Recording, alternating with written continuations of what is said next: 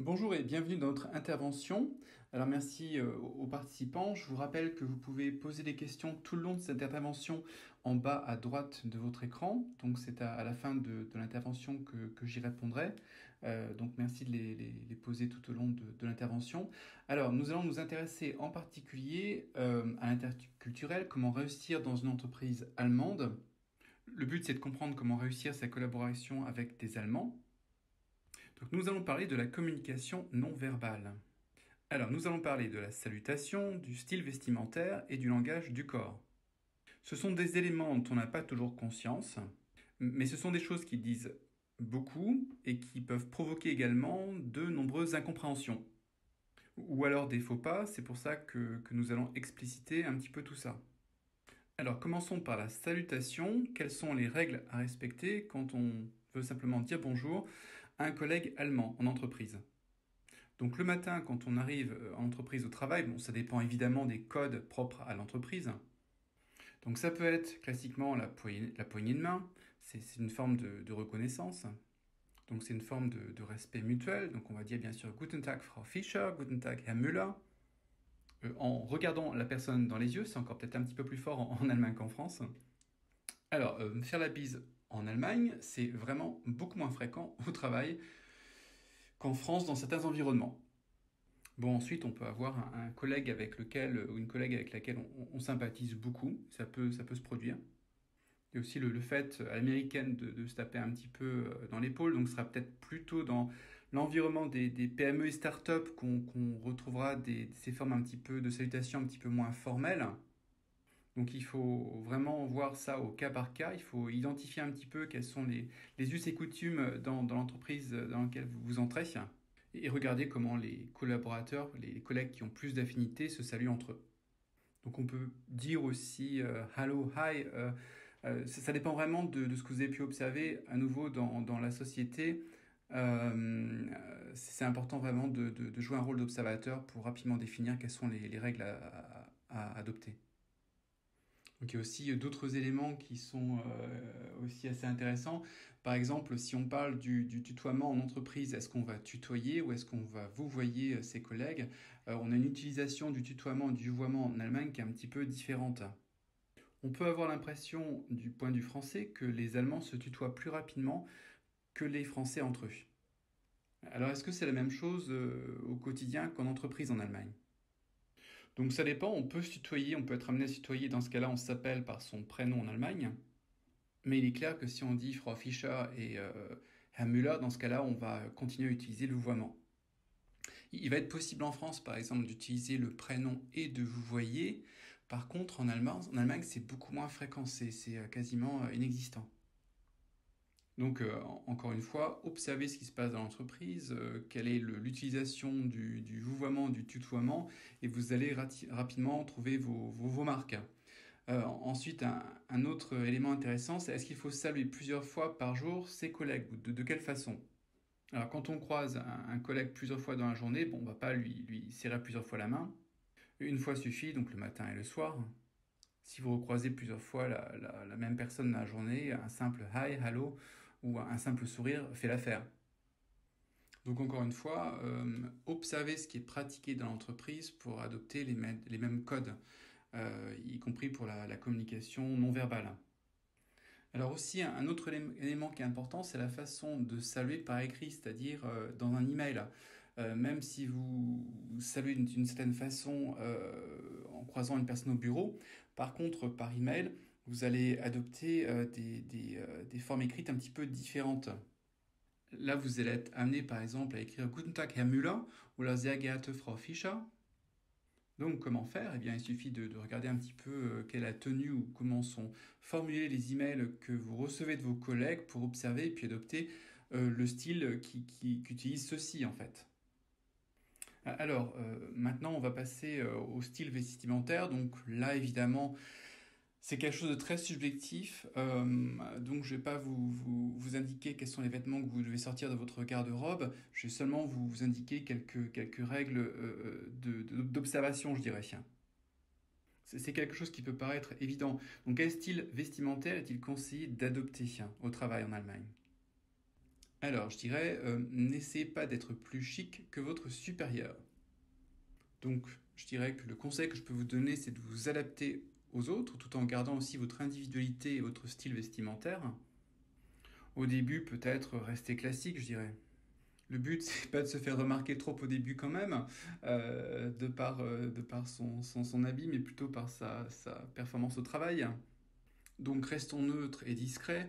Bon, utilisation ou pas d'un maquillage discret, je ne vais pas vous donner de conseils à ce niveau-là. Alors je ne suis pas expert dans le domaine des parfums. Il y a des parfums qui sont plus lourds, plus imposants que d'autres. À vous de faire votre choix. Peut-être que certains parfums sont plus rebutants que d'autres, à voir, à tester. Bon, j'ai jamais vu personne être licencié parce qu'il portait le mauvais parfum. On a tendance à observer quand même en entreprise en Allemagne que les Allemandes utilisent un maquillage qui est peut-être plus discret, qui n'est pas très flashy. Je ne sais pas si ce serait jugé provoquant ou pas. Donc c'est vraiment à vous de voir. Ce ne sera pas dans votre intention de vous faire remarquer. C'est peut-être une habitude aussi culturelle que d'utiliser des maquillages par lesquels on se fait remarquer. Il existe un cliché superficiel concernant les Françaises, le côté affriolant dans la façon de s'habiller, de se mettre en avant. Et peut-être qu'il y a une certaine différence culturelle là aussi, parce qu'on est dans une société qui a un caractère un petit peu plus protestant en Allemagne, et que ça a laissé des traces aussi. Le principal, c'est que, je dirais, le style vestimentaire et les accessoires permettent quand même de rester à sa place pour ne pas déroger à la fonction qu'on a.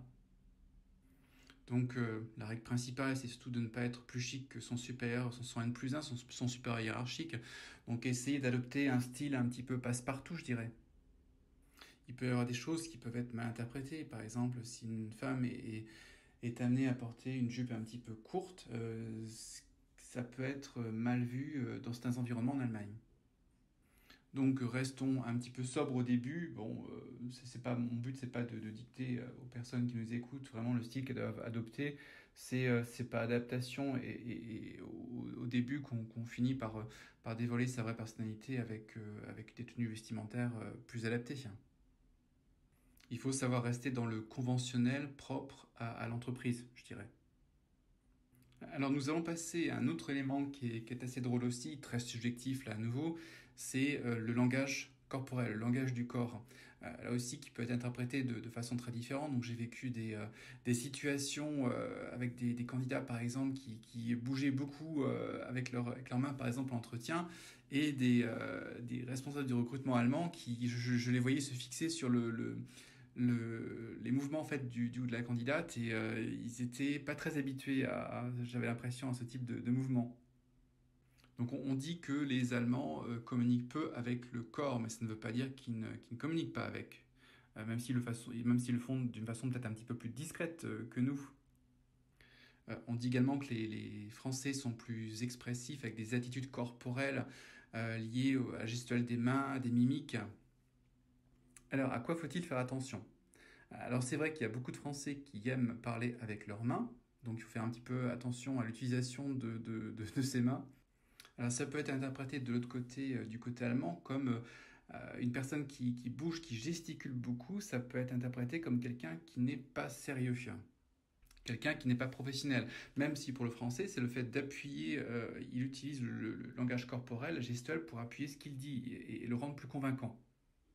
Donc un conseil que je peux vous donner si vraiment vous avez tendance à vous exprimer fortement avec vos mains, c'est de les tenir toutes les deux ou alors d'utiliser un stylo pour avoir un point d'appui, d'accroche en fait et que vos mains ne partent pas dans toutes les directions. Ça va sans doute vous aider à ne pas trop gesticuler avec vos mains. Et il y a aussi un autre élément qui est très important, je dirais à ne pas oublier, c'est le contact avec les yeux, avec le regard. On se regarde en Allemagne, mais on se fixe peut-être un petit peu moins longtemps. Ça peut se jouer à 1 ou 2 secondes de différence sans doute. Mais le regard est moins fixe qu'en France. Ne soyez donc pas surpris si un Allemand vous regarde très brièvement en vous saluant. Vous pouvez avoir l'impression qu'il vous fuit, mais c'est pas forcément le cas. Ça ne veut pas dire qu'ils ne vous apprécient pas ou ce que vous dites n'est pas intéressant. Donc, pour résumer, dans la pratique en Allemagne, on se regarde, mais pas trop. Alors, un autre élément dont j'aimerais discuter avec vous, c'est celui des faux pas qu'on peut rencontrer ou comment éviter un petit peu les faux pas en entreprise. Alors, c'est vrai qu'il peut y avoir des particularités liées à notre mode de communication en France. C'est vrai qu'on fait des petits bruits en tant que Français quand on parle, par exemple. Donc dans l'extrême, un petit peu, prenez le modèle de Louis de Funès qui utilise beaucoup d'onomatopées pour communiquer. C'est ce qui fait toujours beaucoup sourire les Allemands. Donc c'est vrai que ce genre de petits bruits d'onomatopées, ça peut déranger les Allemands qui ne vont pas comprendre ce que ça signifie et qui peuvent mal interpréter. Ça peut également les déstabiliser et donner l'impression que vous n'êtes pas très sérieux. Donc évitez au maximum ces petits bruitages, je dirais. Donc évitez aussi signes et gestes corporels qui pourraient être interprétés de façon différente dans le mauvais sens par des Allemands, parce qu'ils n'ont pas l'habitude. Je pourrais vous donner aussi un exemple. Par exemple, en France, quand on pointe son doigt et qu'on le met sur le front, ça veut dire « Ah, j'ai une idée ». En Allemagne, par contre, ce même geste, ça veut dire tout simplement « Je suis fou ». Donc ça peut induire en erreur en face. Donc attention à tous ces gestes qui peuvent induire en erreur devant le collègue allemand. Enfin, le but, c'est pas de vous brider non plus dans votre comportement. Donc il faut être simplement vigilant et être conscient de son propre langage corporel au fond. Donc c'est l'occasion d'être bien compris. Très bien, je vous remercie d'avoir écouté cette intervention et donc les prochaines, vous pouvez regarder un petit peu sur le plan pour voir les prochaines qui vont avoir lieu. Je vous remercie et je vous souhaite une bonne journée.